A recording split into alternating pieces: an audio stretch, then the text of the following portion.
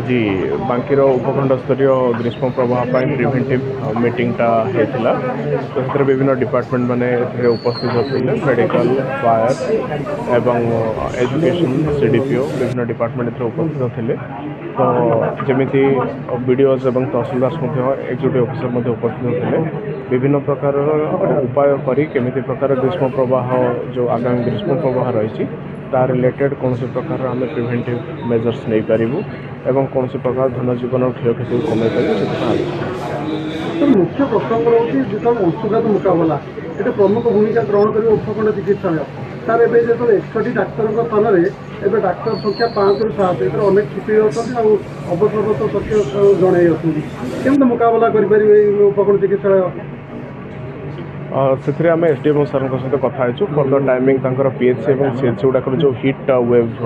रूमटा अच्छी से well equipped अच्छी तो डाक्तर मैंने से ड्यूटी गुड़ाक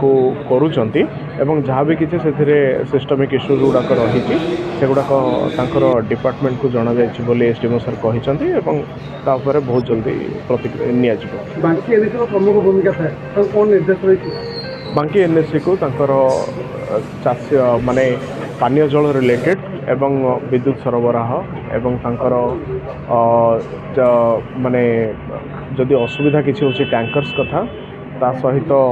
जल छत्र एवं ता सहित जदि किसी जो वर्क साइट गुड़ाक रही माने वर्कर्स मानकर वेलफेयर रिलेटेड एवं जो माने स्ट्रे एनिमल्स रोचते प्रोविजनिंग करने को रिक्वेस्ट कराई साधारण लोक मेसेज देवे आम ये रिक्वेस्ट करूँ कि से समस्त जानते ग्रीष्म प्रभाव के डेंजरस हो पाए 96 मसीह ओडिशा देखी आसूँ अंशुघात को तेणु समस्त को रिक्वेस्ट